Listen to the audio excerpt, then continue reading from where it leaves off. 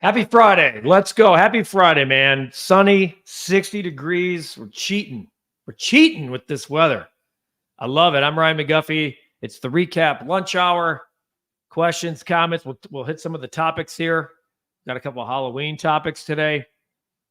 Got a lot of stuff going on. I'm representing Oriole Park football. Get that right there for you. Oriole Park football, big game this weekend. The 8-0 Falcons take on Lockport. So if you're out in Lockport, we're coming for you. The 8-0 Falcons. Anyway, welcome. Recap lunch hour. We're going to get right into some stuff. The Bears at the Commanders on Sunday. I mean, I've been saying this, but it feels like the Bears haven't been played a game to me in almost a month. I know it's just how it feels. Okay. They had the 8:30 game in London. Then we had the bye. It just seems like this week we keep talking about the same thing, and it's that Jayden Daniels. Today he practiced. I mean, I don't know what's going on. To me, I tweeted this not long ago. I think it's posturing. What do you think? I'd love to hear from you. We'll get your comments on the show as soon as they pop in here. Dan Quinn said they got him on the field. Now he missed he missed Wednesday and Thursday of practice. I just don't see it. I think this is much to do about nothing. I think Marcus Mariota will be the guy on Sunday against the Bears. I just don't think this makes a lot of sense for Washington. I honestly don't. I just don't see why starting a injured or banged up version of Dan Quinn, that would be good for the Bears, version of Jayden Daniels makes a lot of sense. So Jayden Daniels I'm looking here. He did speak to the media. Here.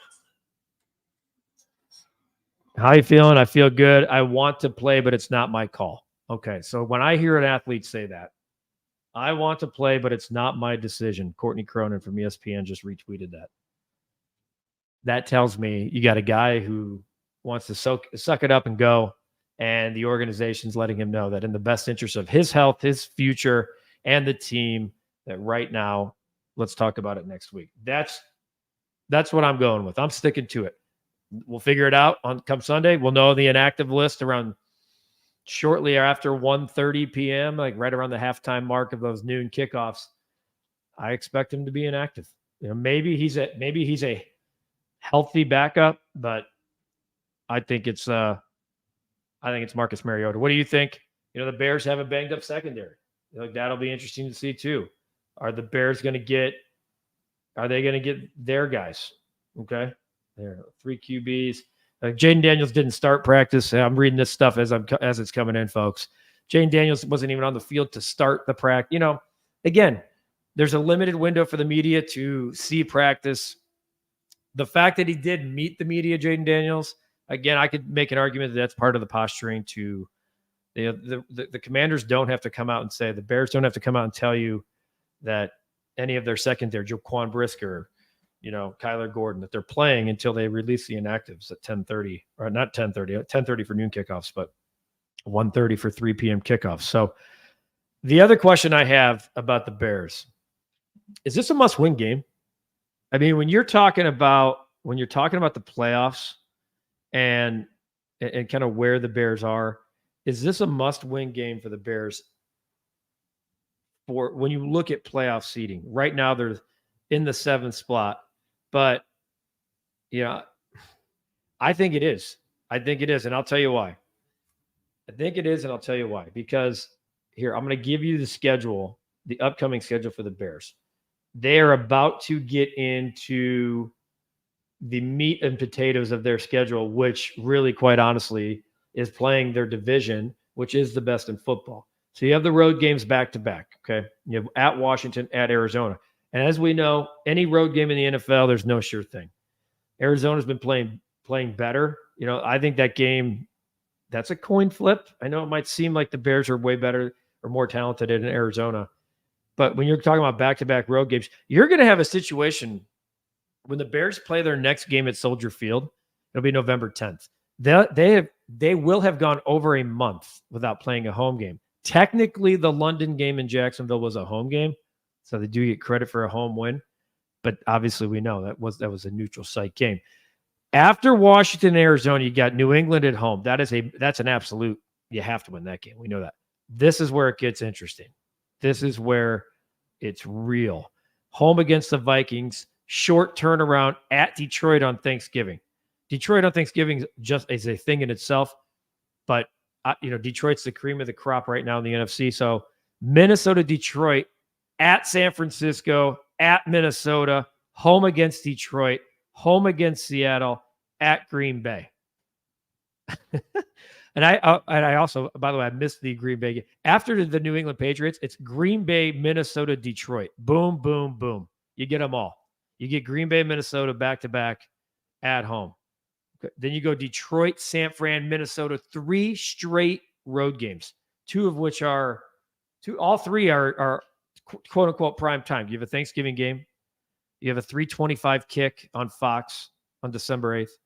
You have a Monday night game at Minnesota on December 16th. And then you come home, you get Detroit Tech right now, which is slated at noon. Then you get Seattle on Thursday night. The Bears are going to be in the national spotlight here for quite some time now. Why I'm saying is that it must win, because let's say they lose this week. Okay. So now you're 4-3. Now you pretty much have to win the Arizona game. You have to win the New England game. I think at the worst, you have to split with Green Bay and Minnesota. Let's say you're swept by Detroit, although the Bears seem to play Detroit well. They played them well last year. They let one get away. At San Francisco, who will be playing for a wild card spot at that point. Will Christian McCaffrey ever come back? We don't know. And then even the other home game that's a non-divisional game is Seattle, who's also playing for a wild card spot. So after the New England game in 2 weeks, every single one of the 8 games left on your schedule, every single one is a playoff team. Every single one. And we're going to get some of the comments right now. Tony wants Jayden Daniels to play and give him a shot in the ribs. Look, I'm all for guys. Let's not wish for injury here. Like, let's just beat him up. I think you beat him up. And I don't think, Tony, you're saying let's injure the guy. But you're saying, hey, you played your cards by letting us know the ribs are banged up. And we're coming for you anyway. And if we happen to hit you on, right there in the rib guard, so be it. So I hope he plays too, because I show me the best. You want to play against the best, to be the best, beat the best. We know the old ism. And it's the reason the game got flexed in the first place at 325. We know that. We know it was because it's 1 versus 2. We know that the Commanders have won more games this year than they won all of last year. We know that Caleb Williams is going back to his hometown, for the first time since high school, as he said the other day. Ira, not a must-win game. It's a credibility game. Interesting. So, Ira, you're saying if the Bears were to have a Minnesota-like loss last week against Detroit, where they lost on a last-second field goal, went toe-to-toe with them until the final punch, the credibility will be there, even though if they were to lose. What you're saying is they can't look like any of the first 3 games. You can't come off the bye and sputter and look like you did against the Colts, or look like you did against the Texans, or like the Titans. That part I'll buy. I'll buy that. But I'm just telling you, like, when you're looking at the schedule and how it plays out, it is an absolute gauntlet. And that's why, I think it's ridiculous when people go, well, you beat Jacksonville, they suck. You got Carolina, they suck. And the Rams didn't have Puka Nacua or Cooper Kupp.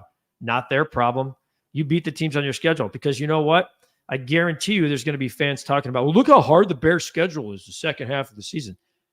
Go through every schedule in the league, okay? It's year to year. We know the NFL has more. It's the parity league. There's no such thing as a rebuild that takes 5 years in the NFL. You don't need to. Not when you have turnarounds like the Houston Texans and Jacksonville a few years ago. They were a couple plays away from being in the Super Bowl. It's absolutely crazy. Ira, you followed up with, to be credible, you need to win the game. I think, Ira, you're onto something here, man. I do. I think you're onto something. It makes sense, and I'll buy that. I certainly will buy that. And I like the idea of they can't take steps back. We've talked about stacking. Caleb, I've been playing this. I've been showing this stat all week, and I'm going to show it right now again. Caleb needs to stack on this. Caleb needs to continue to build off of what those 3 games are right there. I'd like to see those numbers next week be 74.1%, 985 yards, 10 touchdowns, and a pick. I don't want to see 70%, 901 yards, 8 touchdowns, 4 interceptions. That can't happen. And quite frankly, I have belief that it won't. So, Sean, great stat. If you're into the betting game, which like to dabble, teams that face the Lions are 0-5. By the way, straight up and against the spread, Sean. 0-5 the following week. And last night, the Minnesota Vikings got popped in the mouth by Matthew Stafford's 4 touchdowns and lost 30-20. All of a sudden, the Vikings look like they are human, right? Well, they just played the Vikings or the Lions last week. And if you go back and read any of the games, like following, press conferences following a Lions game, everyone talks about the physicality of the Lions. They beat you up. And I think there's a little bit to that 0-5 the following week. So, it'll be interesting. Keep tabs on that. I mean, that's a betting trend that had I known that before last night, I probably would have dabbled. I did have the over, which was Cash City. My guy Cap, full disclosure, we always have a recap play. Cap liked the Rams +4. But we have to both be on the same page. We were not. I was suggesting the over, and instead we played Cooper Kupp anytime touchdown. So you know what? All of it, we would have won them all. We should have parlayed it. Oh, well, we should have parlayed it. Just Galaxy TBH. I wouldn't say that the Texans' turnaround was immediate. They were building with picks for a couple of seasons before CJ. I understand that. You are not wrong. But I'm saying the bottoming out portion of a rebuild is not as extensive as a baseball rebuild. With baseball, you're taking there's so much that relies upon prospects. With football, we didn't know. I thought CJ Stroud was an easier pick to me. And this is not, I'm not Monday morning quarterbacking here. A Bryce Young, I would not have taken number 1. I didn't think CJ Stroud was going to be this guy. So it's not like I'm sitting there telling you, I told you so on CJ Stroud, but I think the Texans knew they had a pretty good thing. And then Will Anderson was the most coveted edge rusher in the draft. You're right. I mean, you still got to draft and develop well, just Galaxy. You still got to draft and develop well. The Texans have done that, but you got to get the quarterback right. You think anybody else outside of this city knows that more than us? We know that we've never gotten it right. And there's been multiple quarterbacks that have played in Houston. They haven't even been around for all that long, and certainly have more playoff appearances and wins than the Bears do in recent memory. So you got to get the QB right. I strongly believe that the Bears strongly believe that we have just started to see what Caleb Williams can do. I think the kid's just going to keep on keeping on. I went to look again yesterday. I said, if you were thinking about betting on Rookie of the Year, where Jayden Daniels is the favorite, I want to see what the update is on that. And he might still be, now that he practiced. I mean, this stuff usually doesn't change much during the week. It's more of a week-to-week award. But right now, if you go look at offensive Rookie of the Year, Jayden Daniels -145, Caleb Williams +115 on DraftKings. That did move a little bit. I mean, early in the week, Caleb was +100. I think, for my money, Caleb Williams, I wish that we would have talked about this after 3 weeks and just say, let's dabble and hope that he takes off. Malik Neighbors is 20-1 now. That's because of the concussion. I mean, Malik Neighbors was the favorite to win the award 3 weeks ago. So this thing, who knows? And if Jayden Daniels misses his game, just off that alone, and Caleb plays, to Ira's point, if Caleb plays credible, right? If he has a good game where he stacks, I think Caleb Williams next week is the favorite to be the offensive Rookie of the Year in the NFL. Would love to hear what you guys think about that.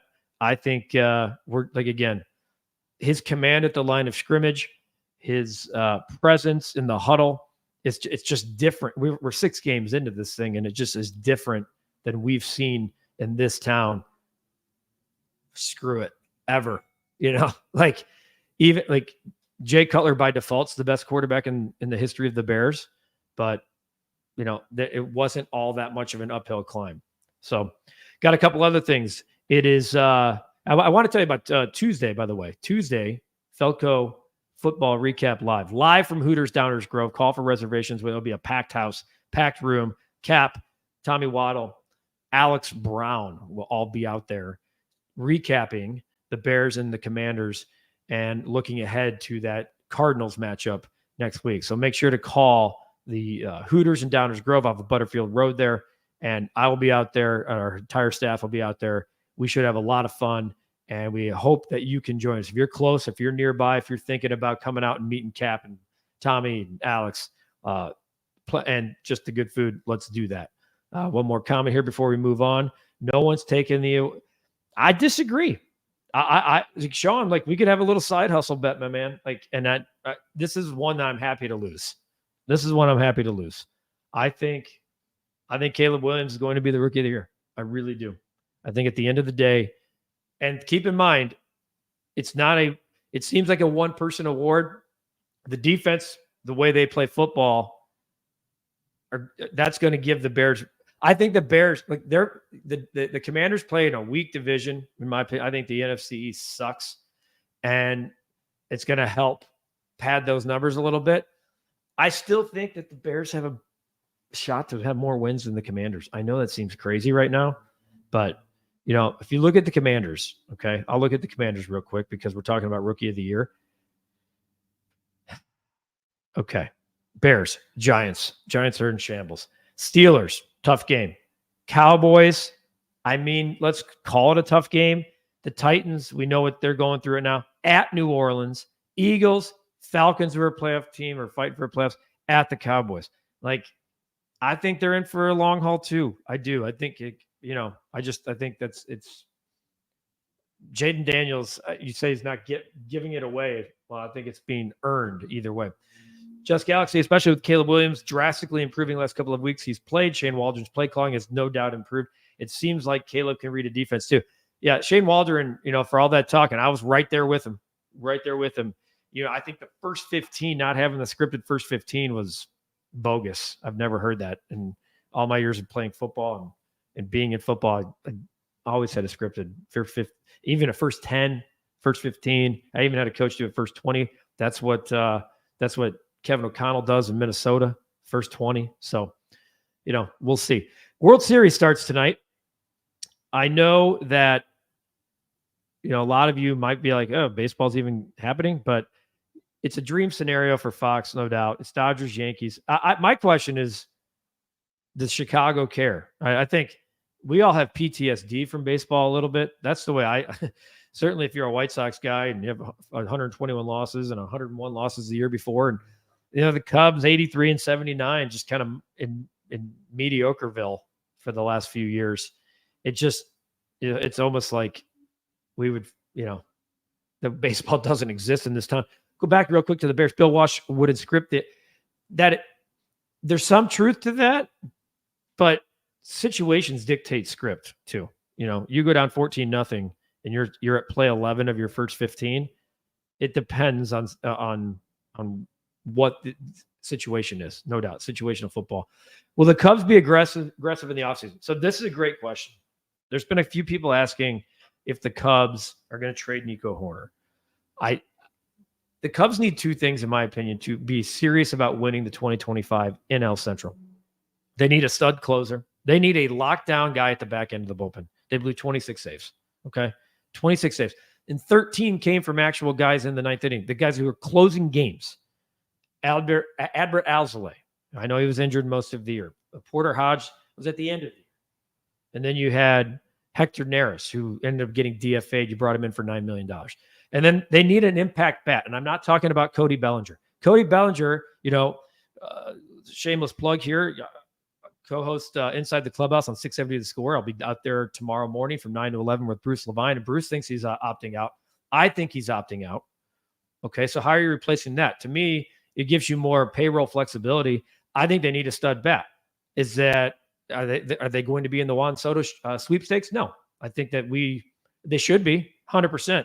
That team, that payroll, 7th in payroll, top 6 in payroll this year, made the playoffs. The top 6. Cubs were 7th. didn't make the playoffs. Look at the 3 of the 4 teams that were left. Obviously, Cleveland operates with a different budget. They develop and draft about as well as any club in baseball. The Yankees, the Dodgers, the Mets. For all the people, I know that we get the Diamondbacks and the Rangers. Last year, the Rangers spent $500 million in the offseason. You got to spend to get to the end. And I think the Cubs, can they be creative in a trade and go get Vladimir Guerrero Jr.? If you're getting Vladimir Guerrero Jr., you're extending him as well. But that could include a Nico. They have 7 prospects in the top 100, the Cubs. I think Garrett Crochet makes a lot of sense for the Cubs. Give me some of those impact bats. I think a lot of people, the Cubs and Sox can't trade. That's BS. We've seen it happen. Most of the time, it hasn't worked out like anybody thought it would. Okay. Jerickson Profar, good bat for them. More so left fielder, could play right field too. I had a futures bet on Jerickson Profar at 150 to 1 to win World Series MVP. I know. It was a flyer. I don't disagree with you. I don't think he's not going to break the bank. The Cubs need a stud with compliments. Like right now, their lineup, Jameson Taillon, we had him, Cap and Gordon had him on the Cubs recap podcast a few weeks ago after the season was over. And he said people need to be afraid to come to Wrigley Field like they once were, like he was when he played for Pittsburgh when the Cubs were in their heyday. That lineup just does not scare you. Sean, Pete Alonso, absolutely. But the Mets' run to the NLCS may have just changed everything about the Mets. We know about their owner. Steve Cohen's, he'll pay to play. That close to the World Series with that guy in the lineup, going to be tougher, I think, to pry away Pete Alonso. Okay. Rooting for Anthony Rizzo to win another championship. I'm a Dodgers fan in this series. I want Kopech to get the last out in the 9th. But amen. Like Anthony Rizzo's as good a human that's ever walked through this town in any sport. So and the fact that Riz is playing with broken bones in his body as a baseball player, no one should be surprised about that. Omar, Tom Ricketts will never pay superstar players when are available on free, or when available as a free agent. I think you said a free agent. Yeah. Tom Ricketts was once in the on the podium by himself in terms of best owner in the city and the way he was going about his things. But the way the last few years have gone, this rebuilds, it's taken a little bit longer. I do think the impact of Craig Counsell is going to show up in the offseason. Don't really know what that looks like or how it equates. But I do think that the Cubs are going to have a more Craig Counsell-like team in 2025. Let's talk about the White Sox. Dominic adds that John Heyman says the Sox are considering Will Venable, Phil Nevin, and George Lombard. Out of those 3, who do you think would be the best option? In my opinion, I want Venable. All right, so Brian Anderson and I discussed this exact topic on the very first edition of the White Sox Recap podcast, which is available on the channel and anywhere you get your podcasts. And his top 2 candidates were Venable and Skip Schumacher, who was the 2023 NL Manager of the Year. I don't think that Schumacher, from what I've heard, he's probably going to be able to pick his place. Not sure he necessarily wants this gig, which seems weird. There's only like 30 of these, 30 plus of these in the world. But coming off of a situation where they bottomed out in Miami, he might have his pick. Venable has been a guy. Here's what's crazy. Will Venable turned down the Mets last year and now might consider the White Sox. And it's like, well, that's crazy. But now that he's been spending time with a Hall of Famer in Bruce Bochy in Texas, he was on the Cubs coaching staff just a few years ago here in Chicago. I like the fact that he's a former player. I do. Phil Nevin, I don't know, read some good and bad about him. I like the accountability factor with him and the former player. I do like the former player. We've seen, look at what you got in the World Series right now. You got Dave Roberts and Aaron Boone. That doesn't always work that way. But if these are the 3, Bruce still says it's Clayton McCullough. I've heard some stuff on that. I don't know. I kind of like these 3 names. George Lombard is interesting. He's the bench coach of the Detroit Tigers, obviously knows the division, has been learning under another guy in AJ Hinch that, I thought was here. But I like Venable. Dominic, I'm with you on Venable. BA likes him a lot. Trained with him, played with him, understand. He thinks he's a really good fit for this team and in terms of development and where this team needs to be. I don't want just a guy that's here for 3 years, though. I don't want a bridge guy anymore. Stop with the bridge guys. So Like, give me a guy who's not only the bridge guy, but the guy who can actually get you out. Phil Nevin and Will Venable have ties. So if the White Sox hire Venable, maybe Nevin could come in as a coach. Didn't think about that. That's a great point by Just Galaxy right there. Just okay. So ironically, the White Sox interviewed Carlos Mendoza from yeah, right? Like, isn't it like probably would have worked out. So Mendoza's so you get Venable who turns it down. You get Mendoza who gets it. Now Venable circling back. Maybe he's the guy in Chicago. Crazy. If not Vlad Jr. or Alonso, then who else? And that's the problem, Sean. And if you're not in the Soto sweepstakes, I will say this: predicting trades is by far the hardest thing to do. So, I'll just leave that as where it's at. So good baseball banter there. For those of you out there, I love college football. I love it. I'm not a big Illini guy. Didn't go there. Didn't grow up in Illinois, but they have been playing well, really well. The game against Purdue was, I'm going to sneeze. So the game against Purdue, that was fun live. The game against Purdue was crazy. The fact that they let Purdue back, but Illinois travels to Oregon tomorrow. Heavy underdogs. I think it's 21.5. Can they pull off the upset? I think they defensively have the ability to pull off a big upset. This one to me is it just doesn't add up. I mean, Oregon's had an extra day to prepare. They had a Friday night game at Purdue last week. Didn't really get challenged in that at all. We know that they had a big win over Ohio State. You thought maybe an emotional letdown at Purdue, but Purdue's terrible. So now they're back home and they get a ranked team coming in ready to pin their ears back. But I just think Oregon's too good on the offensive side of the football to lose to Illinois at home. So that's my 2 cents on that. I do think I might flirt with the 21.5, to be honest with you. I might lay it, but I know a lot of people can't bet in this beautiful state, including me, on teams that are college teams like Illinois is. So a couple more thoughts coming in real quick. I'm also going to throw this one up here because it's a fun one. We got Halloween. It's a big Halloween weekend. A lot of parties, a lot of Halloween parties this weekend, a lot of costume parties. This isn't just what the best costume is. This is what's the best costume for 2024. That's what the hook in this question is. The best costume for 2024. As I look at some of the comments coming in, yes, Jaquan Brisker, I was going to mention this at the end. Jaquan Brisker and Kyler Gordon are both out for the Bears on Sunday. Obviously, that's a challenge. Tyreek Stevenson does appear to be back, but it is a challenge. The Bears do have good depth. A lot of their depth pieces are coming back actually this week, but the Bears do have strong depth. They have maybe I would argue this, top 3 strongest back four in football, but they are certainly without those two guys. The Brisker one was that one's a little concerning. It's a concussion. I thought the London situation, not taking him over there and sitting him out for the week, was a good call, but clearly not ready to be cleared just yet. Best costume for 2024. I probably should have come up with a great answer for this. Be ready. An alien would be the best costume with all the talk about aliens the last 2 years.